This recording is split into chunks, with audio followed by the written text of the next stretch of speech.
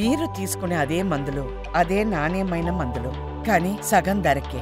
అవును, MedPlus brands pi 50 to 80% తగ్గింపు.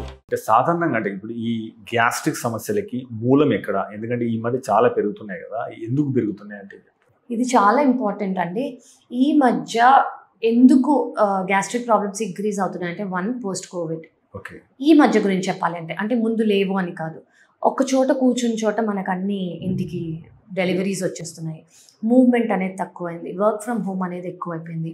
Preservative use అనేది ఎక్కువైపోయింది. ఇప్పుడు మీరు ఏదైనా తెచ్చుకుంటున్నారు అనుకోండి, దానికి లాంగ్ షెల్ఫ్ లైఫ్ ఉంటుంది అంటే దాంట్లో ప్రిజర్వేటివ్స్ ఉంటాయి.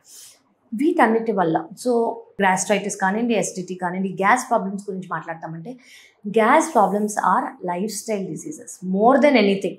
అది ఆల్కహాల్ ఇంటేక్ అని చెప్పుకోవచ్చు, కైండ్ ఆఫ్ డైట్ అని చెప్పుకోవచ్చు, లేదా ఎక్సర్సైజ్ లేకపోవటం, లేదా మొబిలిటీ తక్కువ ఉన్న, మూవ్మెంట్ తక్కువ ఉన్న జాబ్స్ అని చెప్పుకోవచ్చు. సో వీటి ద్వారా బేసిక్ ఇదే కాకుండా ఈ మధ్య ఎక్కువ అవుతుంది. సో కోవిడ్ తర్వాత people are sitting at home, ఇంట్లో కూర్చొని పని చేసుకోవటము. సో నేను సజెస్ట్ చేసేది ఏంటంటే, జస్ట్ మూవ్మెంట్ అనేది ఇవ్వండి బాడీకి.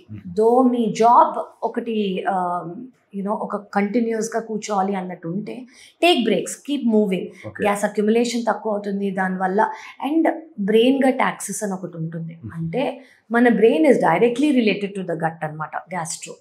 సో మనం ఇప్పుడు కూర్చున్న స్ట్రెస్ లెవెల్స్ వల్ల కూడా, మీ జాబ్ అయి ఉండొచ్చు, పర్సనల్ లైఫ్ అయి ఉండొచ్చు, స్ట్రెస్ లెవెల్స్ వల్ల కూడా గట్ అనే మన ఇంటెస్టైన్స్ కానివ్వండి, మన స్టమక్ కూడా ఎఫెక్ట్ అవుతుంది. So overall well being is very important, gut హెల్తీగా ఉండడానికి, స్టమక్ హెల్తీగా ఉండడానికి. సో ఈ మధ్య అవనేది చాలా ఎక్కువైపోయింది. సో స్ట్రెస్ లెవెల్స్ ఎక్కువైపోయాయి, కాంపిటీషన్ ఎక్కువైపోయింది, వాళ్ళు ఇచ్చేసారు. All that also makes a lot of difference.